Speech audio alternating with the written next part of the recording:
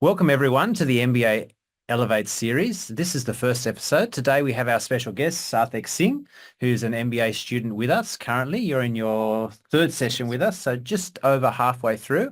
My name is Dr. James Wakefield. I am the MBA Program Director at UTS. And today we're going to talk with Sarthak about his experiences with the UTS MBA, why he chose to do an MBA, what he's been doing as part of his studies with his MBA, and some advice for our MBA students. So the first thing I wanted to talk with you about, Sarthak, is why did you decide to do an MBA? Sure. Before I start, first of all, I would like to thank James and the UTS Business School for providing me this opportunity.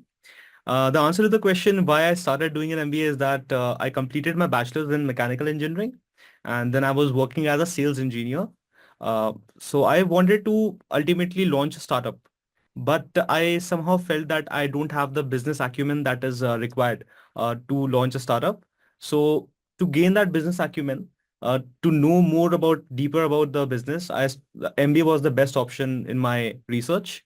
And when I was looking throughout the universities across the globe, I found Australia to be one of the best destinations across the globe.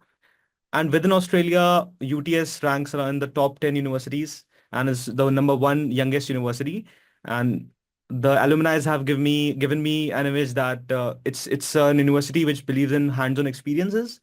And so this form of learning really excited me to do an MBA from the UTS Business School. That's fantastic, Sarthak. Yeah.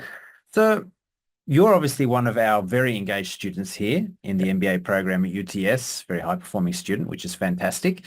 You're engaged in a lot of different activities within our program here at UTS from an extracurricular basis and with opportunities outside the university as well, which is really good. And it's something we encourage our students to do in terms of engaging more broadly to apply what you're learning in the MBA program.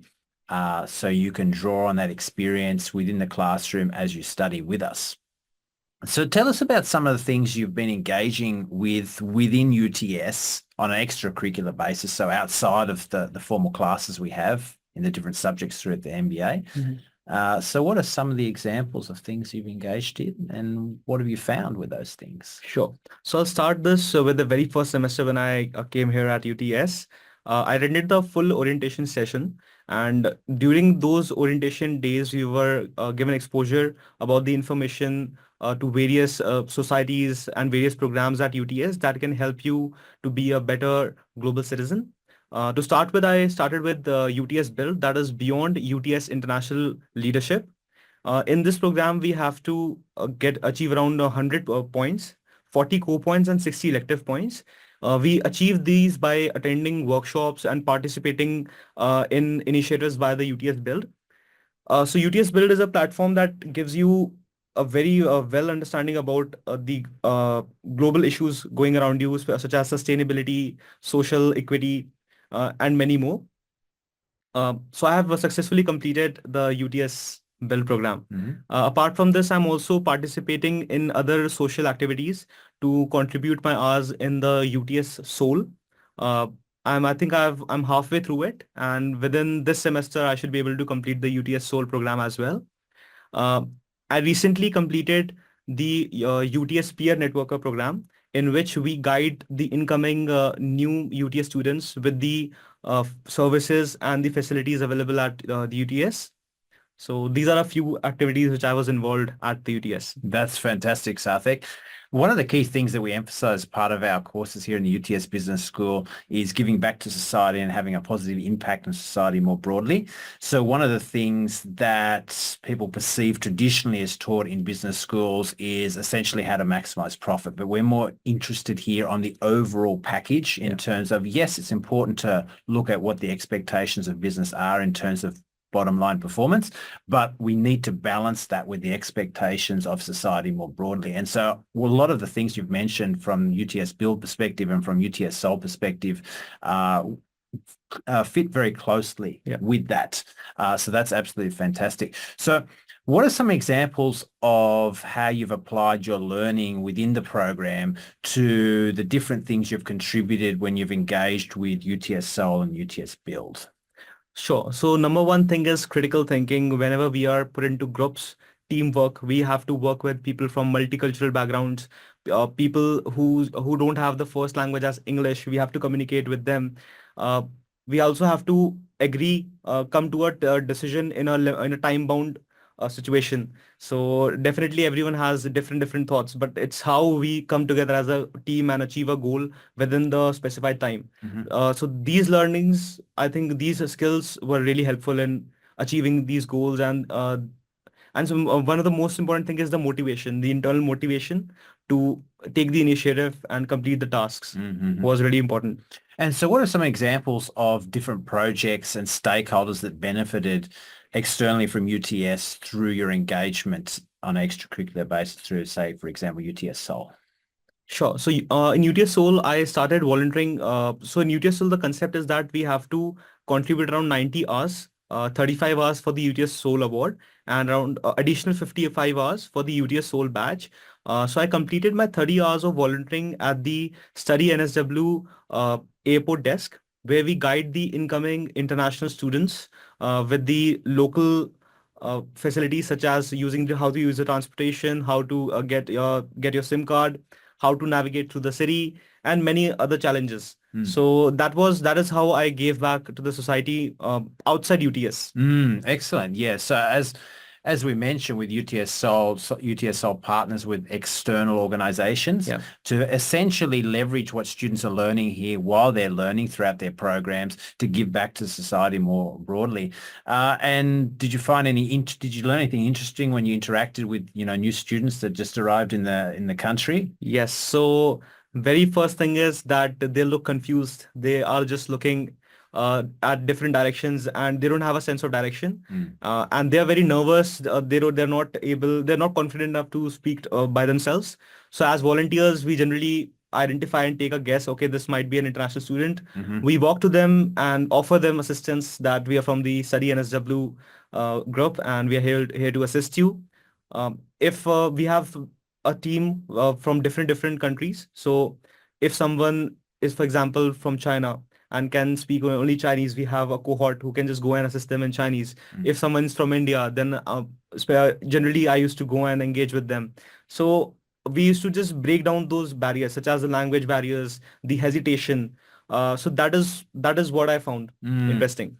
Yeah, I mean, that can be a very challenging and stressful period for Yes. students when they arrive in a new country. In most cases, it's the first time they've been in Australia, and they're working out new things, how to get around, how to get to the university, what the university is all about. And the more students I teach, particularly students that have gone to other universities internationally, the more you find universities are very different around the world.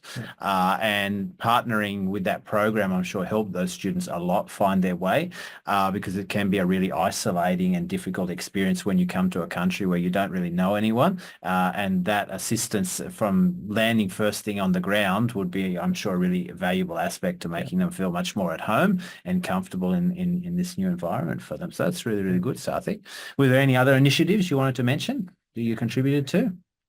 Yes, so apart from that, my soul cards also contributed in this UTS peer network. Mhm. So in UTS peer network, during the orientation days, we help the new students at UTS to know about UTS. We conduct campus tours. We take them around the campus. We let them know. We have a campus trivia competition in which we give the prizes. But the main motive is that they know about the university they're studying in, where to go for help if they need assistance in terms of mental health, if they need in terms of first aid, if they need assistance in terms of security, if they need assistance in terms of their assignments, if they want to make new friends, if they want to participate in a new activity in sports. Mhm. So we just connect the student services to the students. That's how we give back to the society, and that is also part of the UTS Soul. Yeah. Yeah, that's excellent because I think at the university we offer so much to students, but in many cases we don't, even academic staff in many Yeah. cases don't know every single support service that's provided. And certainly students when they first come to university, being a new environment, they're not aware of all these support areas. Yeah. So that guidance I think is very, very valuable for our students as soon as they come to this university. So that's a really good thing. And you've also been involved with activities outside the UTS network more broadly. Did you want to talk a little bit about that? Sure. So I'm doing a part-time as at the W Hotels by Marriott Group. The best part is the workplace. I work in the world's largest W Hotels. It's located in the Darling Harbour. I'm working as a Wheels agent, so a Wheels assistant. So my work involves basically the concierge stuff, managing people, different inquiries when people just want to know what's the nearest restaurant, or they want any assistance in terms of they lost a bag or any assistance. So that opportunity really just broke down my hesitation and the language barrier in a new country, where almost daily I get to meet people from different nationalities, having different experiences. Sometimes really sweet people, sometimes really arrogant people. So a wide range of people. I'm dealing with a wide range of people. So that generally improved my confidence. So and apart from that, working at the W hotels also gave me one thing, that I was working in a professional environment, so I had to be really punctual. I have to be on time, pay attention to details. So definitely these things added value in my daily life. Excellent. That's good. And so have you seen any applications of what you've been learning in your MBA in terms of what you're doing at the W Hotel, which incidentally, if you're from around Sydney, Yeah. it's basically where the old IMAX, I think there's a new Yeah. IMAX theatre in that building as well. Yes. Yeah. That's, I think, Australia's largest IMAX, and in the top 5 world's top 5 screens. Wow. So that's another fun fact. Yep. Yes. So talking of the hospitality industry, every day management, because I'm studying a master's in business administration. So yes, business administration is everywhere.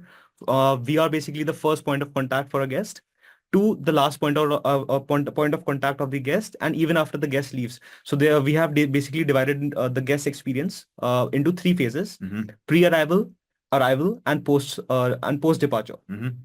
So pre-arrival, we have a marketing and communication team that communicates with them in terms of gathering as much information as they can, as in how many guests are arriving, if they have a special occasion, such as a birthday or an anniversary, so they can make necessary arrangements.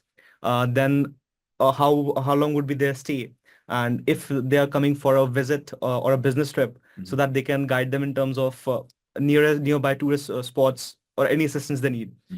Then the second phase, when they arrive at the hotel, it's our responsibility to give them a luxury guest experience, provide them all the assistance they need. And after departure, we also have a follow-up, just asking the experience, and if there is anything we can do to just elevate the experience and make it more personalized. So the most important thing I feel is customer experience. I learned a lot of customer experience, and managing such a big hotel, one of the world's largest, the largest W hotels in the world. So yes, there's a lot of management that I observe, and I seek learnings from that. Excellent. That's great. Yeah.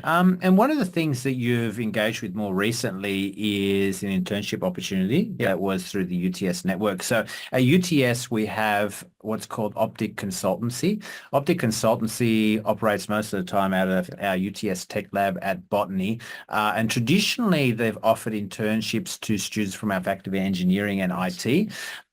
Specifically, which is a compulsory part of a lot of the programs over in that faculty. What we decided to do is give some of our MBA students, so 3 of our MBA students, an opportunity to engage as interns to provide that sort of business perspective and broader perspective in terms of different projects that the IT and engineering student teams are working on over there. And Sarthak, you were one of these students that interned at the Tech Lab over our winter session, which is really fantastic. So this is the first time this has been undertaken for our MBA students. So how did you find that experience, Sarthak? That is an eye-opening experience for me, first of all, because as academias, as students, we think, okay, we know a lot. But when you actually go on the ground and do industry projects, you get a reflection of yourself that what's these basically essentially the skill gap you have. So starting with the experience, I was expecting a business project, which I got. I was working in a professional environment. I was dealing with clients. Ultimately, I want to have a career in consulting. So this internship directly links to my career goals.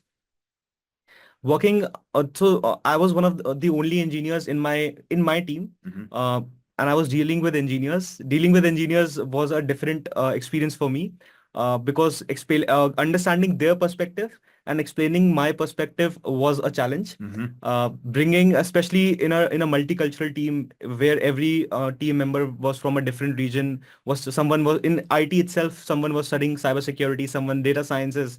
So bringing everyone together, communicating, understanding our current solutions, communicating that to the client, making up the follow-ups, making designing the entire project plan. Mm-hmm. That was an experience and a learning which I took from there. Mm. And more specifically, if we talk in terms of business, Mm-hmm. so I was working with two projects. The first one was an edtech startup.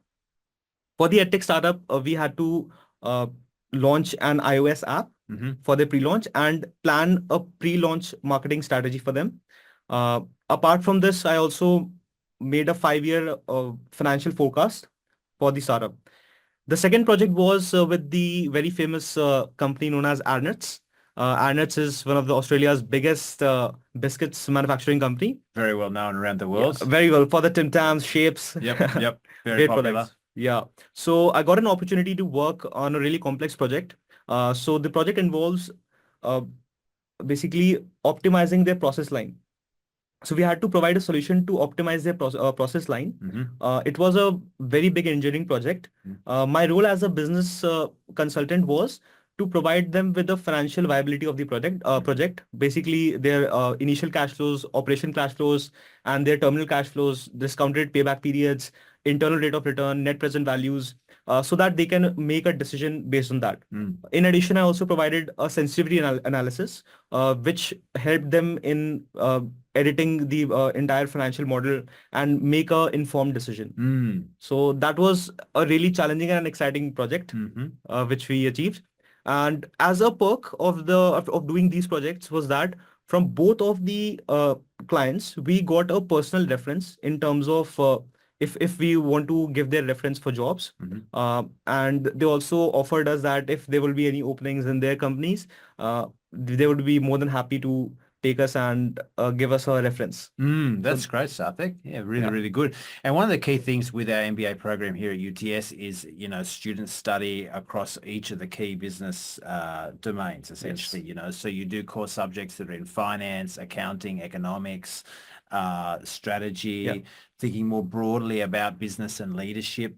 And so that you are able to essentially apply those skill sets to these projects yeah, while working with engineers and IT students, essentially, that were driving the more technical end of it, which is really good.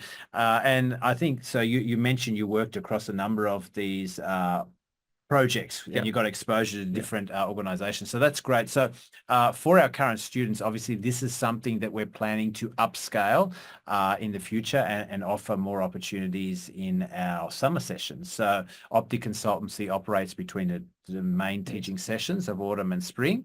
And so we will be looking to recruit more students for the summer session and then the following winter session. And you undertook our internship subject as part of that, where you're able to reflect on the learning experience. So yeah. how did you go with those reflections? I think you're currently still doing that. Is that Yes, correct? Or I've you completed it. Yep. Well, it's a very long task in Mm-hmm. itself, but yes, so in most of the subjects, we have the self-reflection as a mandatory thing. Initially, when I used to do them, I used to find them very boring, but with time I realized Mm-hmm. they are very important. They are very, the reason they are important is that we get to know the reflection.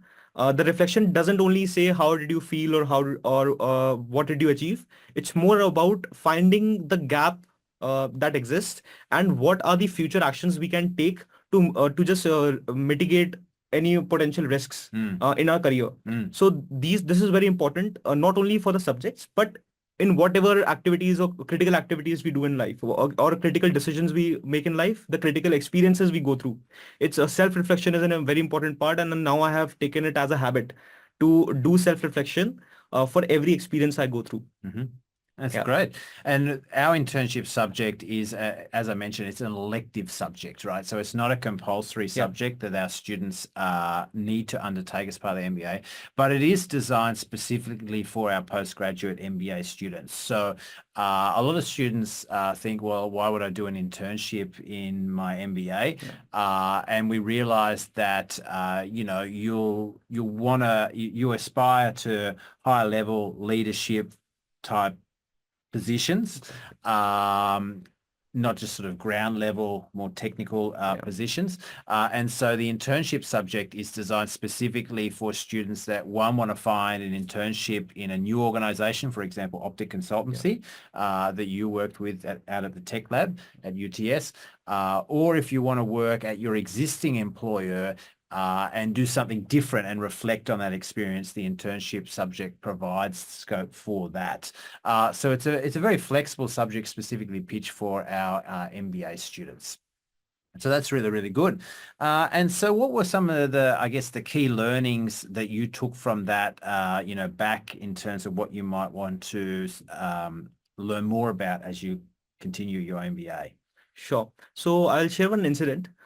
In one of the situations, we had a disagreement with a client, and the entire team was like very, very high in terms of their feelings that, okay, no, we just cannot do that. We just cannot have them just overpower us. But then as a business consultant, when you are a business consultant, you have to handle both the situations. So we as a team, we sat together, we listened to all the arguments, and we came up to a decision that this is our team decision, and we have to convey this to the client. So the way we convey to the client is that so this is what the situation is. If we perform this action, this will be the impact. If you want, we can go as per your solution. But from our side, we'll recommend you to go through our solution. Reason being, the impact of it has a long-term positive impact. And we left the decision to the client, and we convinced the client to take our solution, consider our solution, than their solution. And it was not our solution or their solution. It was mainly the logic was that ultimately we wanted the client success. So we were able to communicate that and resolve the disagreement. So that was a really eye-opening experience for me, and I realized the importance of negotiation and conflict management. So I want to learn more about negotiation and conflict management. This is the skill gap that I found. Another one that I found is that the financial analysis for any business or any project is really crucial. So having a critical financial analysis is really important. So these are the two skill gaps that I found. Apart from that, my experience was that I got exposure to a professional working environment where I'm engaging with clients, I'm engaging with teams. From there are agreements, disagreements, there are thinkings, and we have to complete all the tasks in a certain time bound time frame. So we have to make quick decisions. So decision making, I learned a lot about making quick decisions, and if we go on analyzing, there's no end to it. We have to consider the importance of time and respect everyone's time. Achieve, be relevant to the goal, whatever your project is, be relevant to the goal. And these are the learnings that I took forward. Another most important thing, which I can link from the UTS business school to the projects, was the social commitment towards sustainable development. So we at UTS learn about social development through sustainable development. So there was a project in which they had to reduce essentially the number of people per shift. So my suggestion was that instead of reducing the number of people, why don't we relocate them to another job? Because we should consider the social aspect of sustainability, where all stakeholders are given equal opportunities, and they're also consider the environmental impact on their entire project. So these two things are really important. Sustainable development, decision making, these are really important things. And conflict management. Yeah, I can see what you've learned in your MBA, particularly some of those core subjects is really coming through there in terms of the more balanced perspective in terms of moving through a project rather than just looking, say, at one particular end goal, which could be to reduce the cost, looking more broadly, what are the implications of this decision on the organization, different stakeholders, and how can it be better designed in terms of the initiative to have a positive effect on stakeholders more broadly and the organization more broadly over the long term. So that's really, really good to hear, Sarthak. One of the other things that you also mentioned you're involved with is the Sydney City Council. Yes. So what have you been doing with them? So at the City of Sydney Council, I applied for the position of the International Student Leadership Ambassador. So over there, we basically do social work that is in line with the City of Sydney Council's annual goals. Uh, as an international student leadership ambassador, we have a team of around 10 students per team, and we have around 44 teams. So essentially around 40 students. So each team has different projects. My project is on social cohesion. So as a part of the team, we have to come up with a project which will be sponsored by the City of Sydney Council, and we have to display social cohesion in the society and make it a real life project. So it involves discussing with people about the ideas, brainstorming ideas, making an entire project line, drawing out time frames. So that's something where I'm learning project management, learning to work in a multicultural team, and learning about social cohesion. So Excellent. All right. And has there been any specific learnings that you've had from your MBA that you've been applying as part of that process? 100%. I think at UTS itself, we have a really great, positive, multicultural and diverse environment. We believe in equity and inclusivity. So I definitely, whenever there's a discussion in the team, I make sure that each and everyone has given up their perspective, no matter how silly it is or no matter how crazy it is. But involvement of each and every one is really important. So this is one of the most important learning that I have taken so far. Apart from that, yes, designing a project flow is very important. So project management learnings that I took from the UTS MBA course. Excellent. Yeah, one of the key things that I love when I'm teaching the MBA, and I specifically, as many of you know, teach the accounting unit, is that you've got a classroom of students who come from a variety of different cultural backgrounds as well as professional backgrounds, you know. So we've obviously got engineers in a class. So you mentioned you're mechanical engineers. We've got scientists, we've got lawyers, we've got professionals from government organizations around the world. The sky's the limit. The more I talk to students, the more career pathways I find that they've come from and they've come into our MBA. And it's really a very rich environment to talk about different perspectives and different applications of what we're learning and how they relate that back to their practice. So obviously our students learn a lot in the classroom, but I also learn a lot from the students when I'm teaching them and finding out all the different perspectives that they bring, which is really, really good.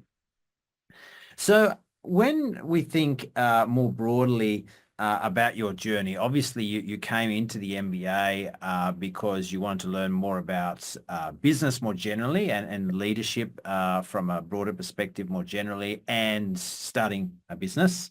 And so has your outlook changed in terms of where you want to go as you complete and once you finish your MBA, and how is your plans shaping up moving forward? Sure. So I have completed half of my MBA course, and I'm in the second half of it. At this time, I'm concerned in starting a career in consulting, because I believe consulting will give me an opportunity, a platform to explore the business world in greater depths. So yes, consulting is my priority. Yeah, that's it. Excellent. Yeah, well, that's great because you mentioned, you came in here with a startup perspective. And so that seems like quite a different shift. I want to add a few more things, especially about sustainability. I just heard about sustainability in the news here and there, but never had a perspective towards sustainability. Now, if I look at any business or any business model or any decision making, I do consider sustainability as the primary thing in the decision making, because ultimately, as we said, business is just not a business. It should be an ethical business. So yes, my concern towards ethical business has increased after joining at UT. Especially there was a subject known as organizational sustainability analysis and practice. So that is a subject in which we had to do a lot of research about sustainability reporting, what are the challenges, and what are the 2030, 2050 UN sustainable development goal targets. So these are really important things when you look outside at what's happening in the world and how the world is changing and how a decision made today can have an impact tomorrow.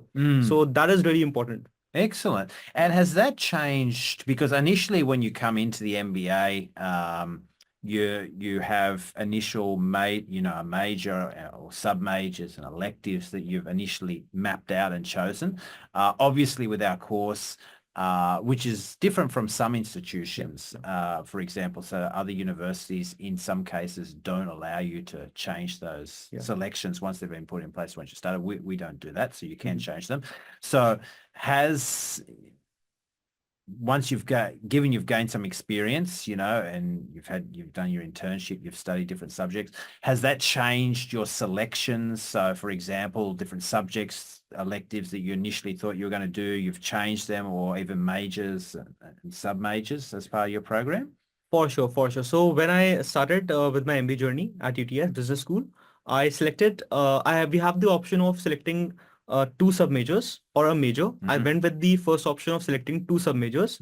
I selected the sub-majors as international business and strategic communications because I am more in towards dealing with people, knowing more about the world. But yes, after my first semester, there was a new sub-major launched. It was known as the entrepreneurship sub-major.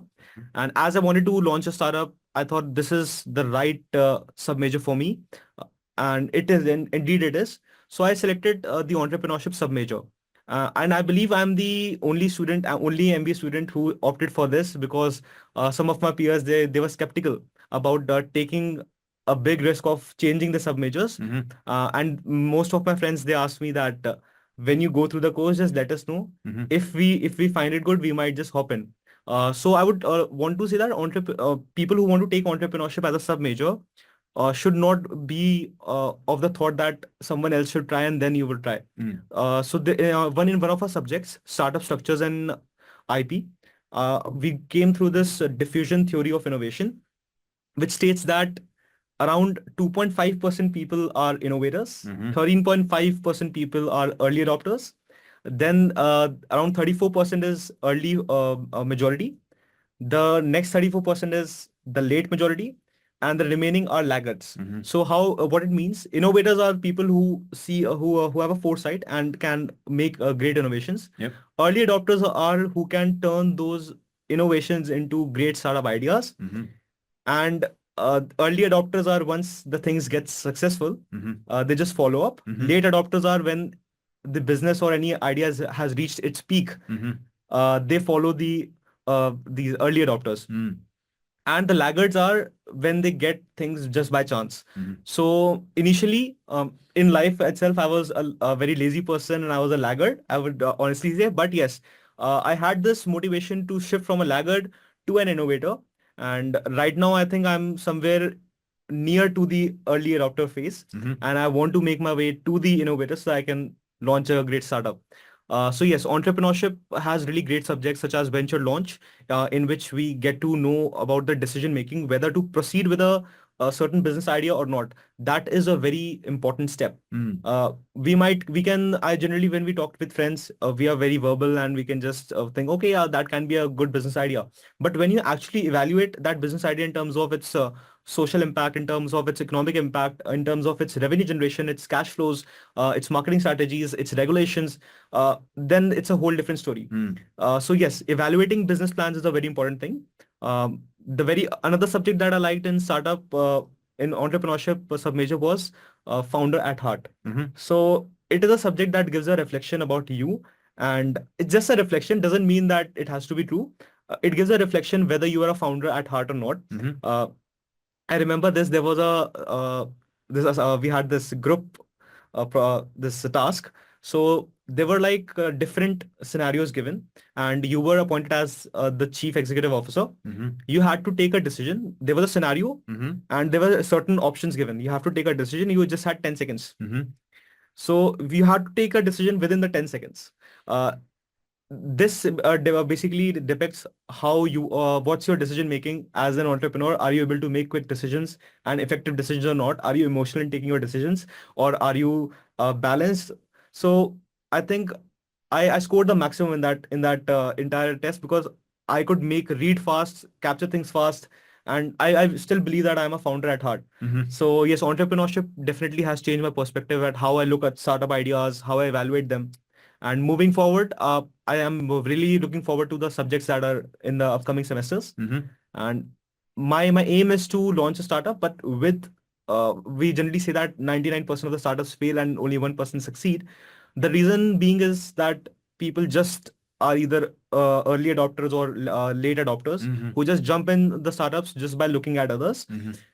But rather you should be innovators who can look forward and have a foresight before launching a startup. That's how you can get in the top 1% of the Sure. successful startups. That's what my aim is. Excellent. That's great, Yeah. Sarthak. All right. And it's good you've been able to leverage the flexibility of the MBA program to do different things that you initially didn't plan to do. And by the way, that entrepreneurship startup set of subjects is a new offering in our MBA. We recently made available to our students. So it's great you're one of the first students in our MBA that's taken up that opportunity.